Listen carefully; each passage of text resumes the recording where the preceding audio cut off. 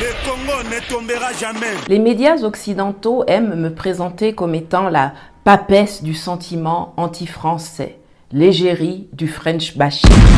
Vous êtes-vous un jour demandé en quoi consistent les intérêts français qu'ils prétendent défendre en Afrique? Quelqu'un vous en a-t-il fourni la liste par pays occupé ou déstabilisé par la France? Sauvons l'Afrique.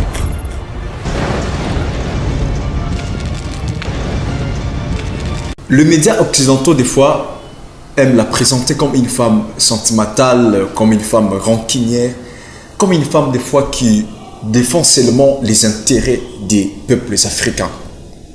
Mais au travers de cette vidéo, la grande sœur Nathalie Yamb, elle est en train de donner la révélation et elle parle à cœur ouvert aux Français, aux habitants français.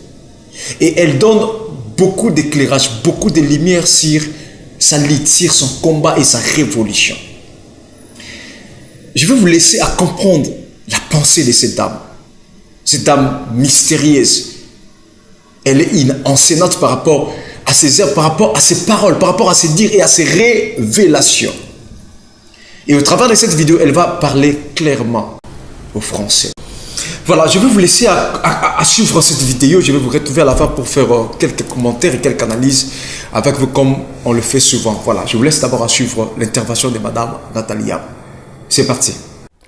Bonjour, je m'appelle Nathalie Yamb.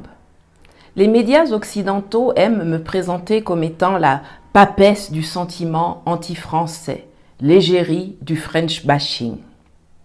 À travers les réseaux sociaux, il est aisé de se rendre compte qu'il y a quand même pas mal de citoyens français qui me suivent et commentent mes publications.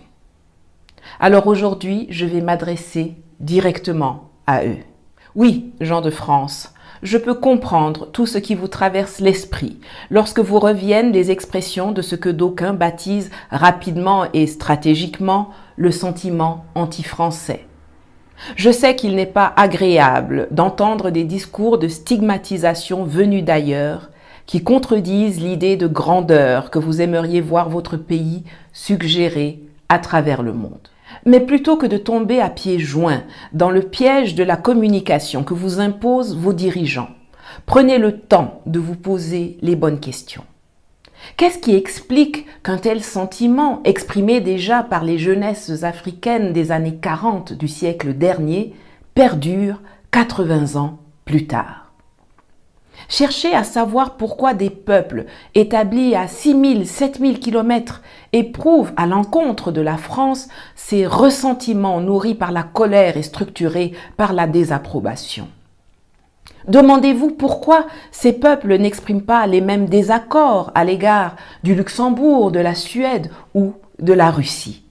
Certains vous ont parfois convaincu de ce que ces peuples, mus par l'ingratitude, étaient tout simplement incapables de considérer les bienfaits de la colonisation prétendument civilisatrice, voire de l'esclavage. Et vous, qui avez vu vos propres tribunaux condamner M. Jean-Marie Le Pen, qui avait eu l'idée de déclarer que l'occupation nazie n'avait pas eu que des côtés négatifs, vous devriez être capable de saisir et de mesurer l'inexactitude, l'ineptie et l'abjection de ces explications.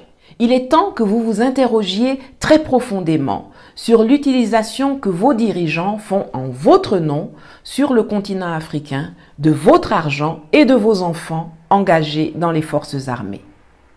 Seriez-vous prête à croire que les mêmes politiciens que vous insultez et giflez chez vous, qui perdent en popularité, qui sèment des gilets jaunes à qui ils percent les yeux, deviendraient, une fois rendus en Afrique, des anges parés de vertu dont les paroles vaudraient évangile à vos oreilles et les actes miracles à vos yeux?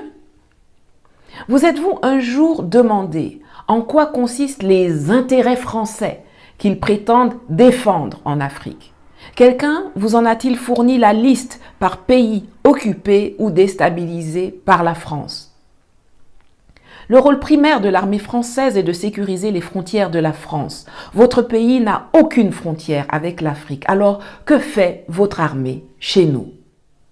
Les citoyens américains, par le passé, aimaient à se comporter comme vous aujourd'hui. Fermer les yeux sur les turpitudes, les exactions, les pratiques hégémoniques et spoliatrices que les gouvernements américains successifs ont menées en leur nom partout dans le monde. Et puis un matin d'octobre 1993, effarés, ils ont été traumatisés par les images des cadavres saccagés des soldats américains Randall Shughart et Gary Gordon, traînés nus derrière des jeeps à Mogadiscio sous les acclamations des populations somaliennes. Je suis une vigie et je pense qu'il est de mon devoir de vous alerter et d'attirer votre attention. Les prémices de Mogadiscio se font déjà ressentir partout où l'armée française est présente en Afrique. Vous voyez arriver chez vous quelques-uns de nos enfants qui ont survécu à la traversée périlleuse du désert, de la Méditerranée et à la torture dans les geôles libyennes. Mais ce que vous ne voyez pas, ce sont les millions de jeunes Africains qui ne se lancent pas dans la migration, qui restent en Afrique, mais dont la colère envers la France coloniale et pilleuse, protectrice de nos dictateurs, grandit chaque jour un peu plus. Vos enfants en uniforme ne sont pas perçus comme des amis ou des sauveurs, mais comme des occupants, comme des prédateurs, comme des voleurs, comme des violeurs et des ennemis. Ne continuez pas de fermer les yeux là-dessus, car un jour, vous vous réveillerez peut-être pour être confrontés aux mêmes images terribles que les Américains lors de la chute du Faucon Noir à Mogadiscio. Ni vous, ni moi ne souhaitons que ce jour arrive. L'Angleterre, l'autre puissance coloniale, a eu le bon sens de prendre acte de l'irrépressible envie de liberté et de souveraineté des peuples locaux, et l'intelligence de comprendre qu'elle pouvait faire de ces anciennes colonies des marchés pour écouler ses produits issus de sa révolution industrielle, des clients, des partenaires, au lieu d'esclaves. Mais vos dirigeants, eux, veulent nous maintenir dans la soumission et continuer de piller nos ressources grâce à votre armée ou à des traités léonins imposés à nos aïeux, au lieu de les négocier comme le font les autres sur le plan commercial ou diplomatique. Ça ne passera pas, ça ne passera plus. 75% de la population de notre continent a moins de 35 ans. Ces jeunes n'acceptent plus de voir leur quotidien et leurs espérances torpillés par la voracité de l'oligarchie politique et économique française et de ses serviteurs zélés installés dans les palais présidentiels en Afrique. Pendant longtemps, nous avons su faire la différence entre le peuple de France, vous, et la politique de l'État français en Afrique, connue sous le vocable France-Afrique et menée depuis l'Élysée. Mais aujourd'hui, à l'heure d'Internet et des réseaux sociaux, vous n'avez aucune excuse pour justifier votre silence et votre inaction. L'an prochain a lieu chez vous une élection présidentielle. À mon humble avis, c'est l'occasion de demander des comptes à vos dirigeants, de leur poser les questions pertinentes que j'ai évoquées tout à l'heure, d'exiger la transparence sur la politique africaine de la France et surtout d'exiger le retour de vos soldats et la fin du franc CFA, ce vestige monétaire de l'esclavage qui maintient l'Afrique dite francophone sous domination coloniale française et est un des plus grands facteurs de production de pauvreté et de migrants. Je sais qu'il y en a parmi vous qui sont soucieux de préserver l'identité de la France et anxieux devant ce que d'aucuns présentent comme le grand remplacement. Je vous comprends et je vous assure que si vous vous engagez à faire ce qu'il faut pour que vos dirigeants nous laissent nous développer tranquillement en Afrique comme nous le souhaitons, alors nous nous engageons à veiller à ce que nos jeunes restent chez nous. Ils ne viendront chez vous que pour faire du tourisme et repartir, tout comme vous ne viendrez chez nous que pour négocier et payer à leur juste valeur nos matières premières et nos produits finis et repartir.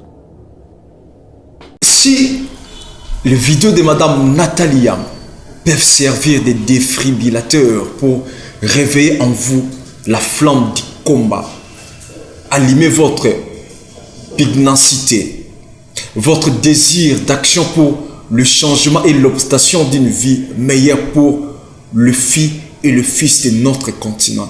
Alors je vais continuer. Je dirais même, nous allons continuer à le faire, même si elle dérange certaines personnes.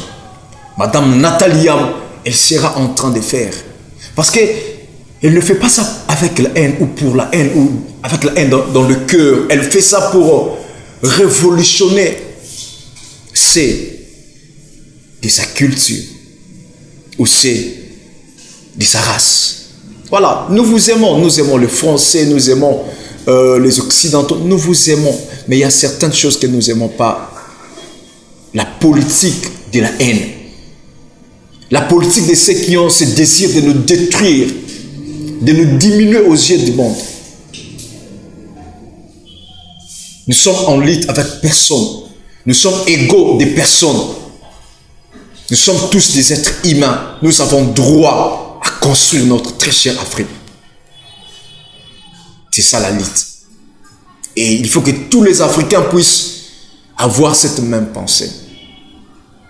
La patrie ou la mort, nous vaincrons. Le Congo ne tombera jamais. Merci. Le Congo ne tombera jamais.